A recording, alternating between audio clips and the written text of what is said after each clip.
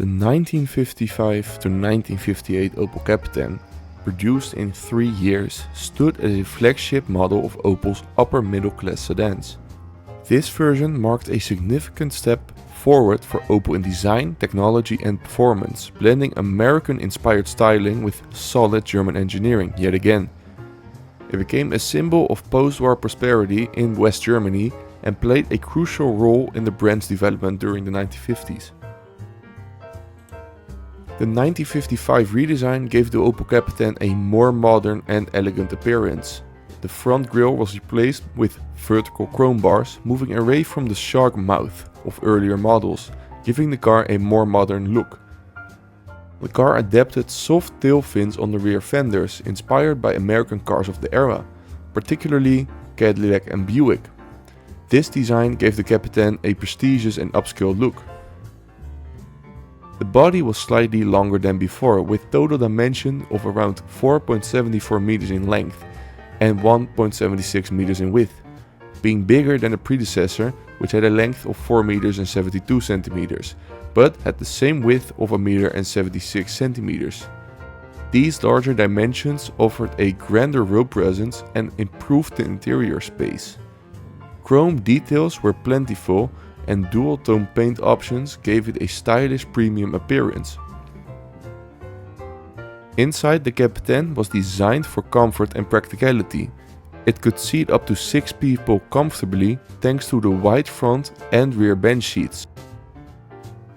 The dashboard was simple and functional, with round dials for speed and fuel gauges, and toggle switches for light and ventilation systems. Higher trim versions included a clock, a push-button radio and an adjustable interior mirror. One unique feature for the time was the optional reversing light and a dimmable rear-view mirror, also optionally fitted in the previously called L model, which called the Luxus model.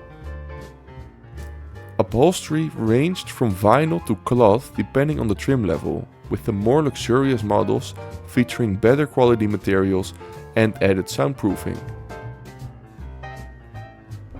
The 1955 to 1958 Opel Kapitän was powered by the same 2.5-liter inline-six six-cylinder engine throughout its whole life, and this engine was basically an evolution of Opel's proven straight-six design and featured a single carburetor and had a compression ratio of 7.1 to 1, and basically this was the same engine used since the Opel Super 6 from the late 1930s. The previous generation had increased the power from 60 horsepower to 68 and even 70 horsepower in its latest phase of the generation in the last year. And this generation did the exact same thing, as the power of the engine was increased yet again, this time to 75 horsepower.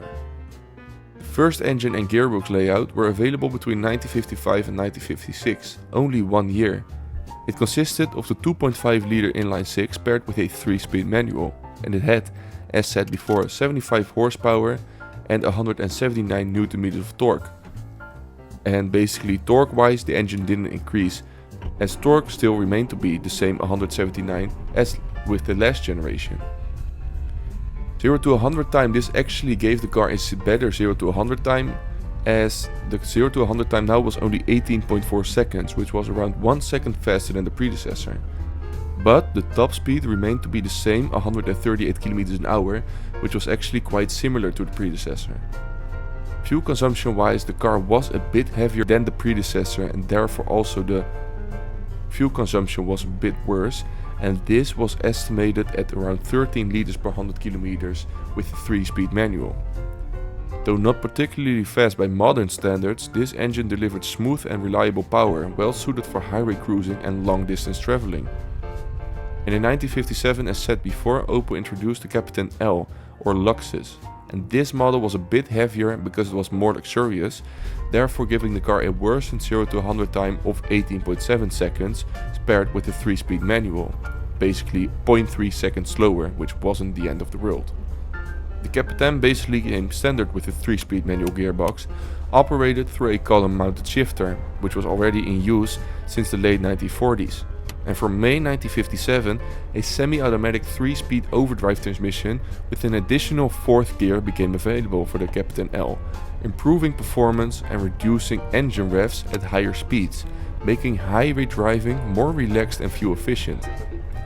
With this gearbox, the top speed and the other specifications basically remained to be the same, except for the 0 to 100 time, which worsened to 19 seconds, and the fuel consumption, which actually got improved a lot due to the rotations per minute that remained lower with 4 gears instead of 3.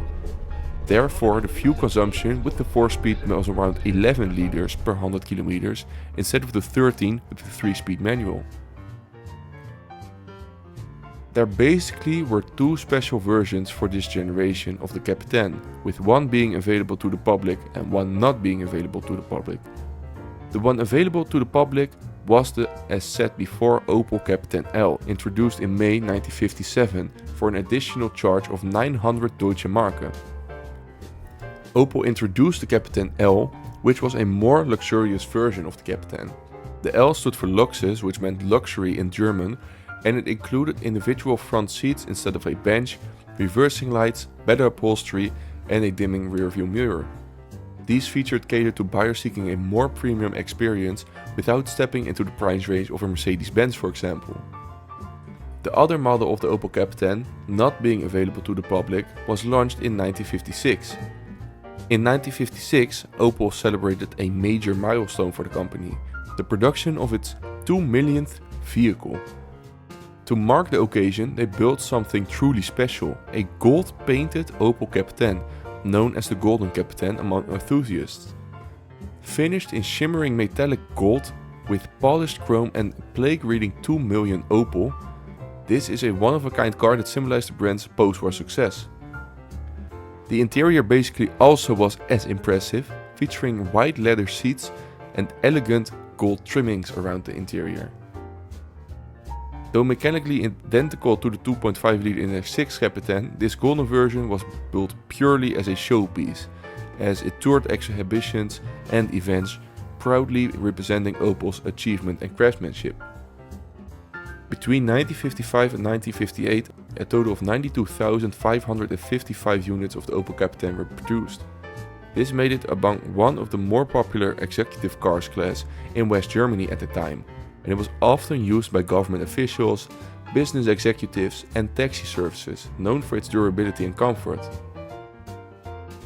In terms of sales, it was consistently ranked behind the much more affordable Volkswagen Beetle and Opel's own record, but it dominated its class thanks to its appealing mix of style, space and performance.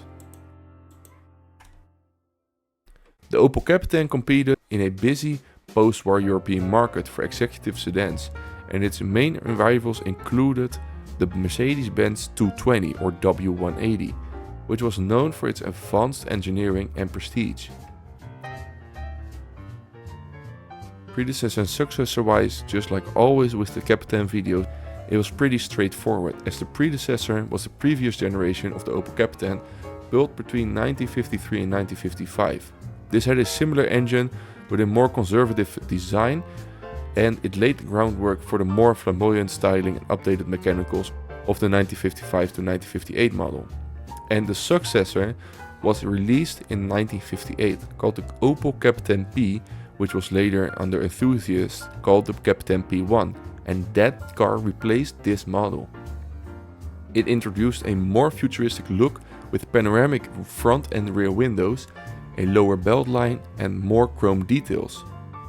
The P1 also featured a slightly updated engine and improved handling, bringing Opel closer to American-style luxury cars. Thanks for watching this video. To be able to upload more videos in the future, please consider becoming a member of my channel or sending a super thanks on this video. Also, don't forget to like and subscribe for more. Don't forget to check out this playlist with many interesting videos covering various parts of the automotive industry, and I will see you in the next video.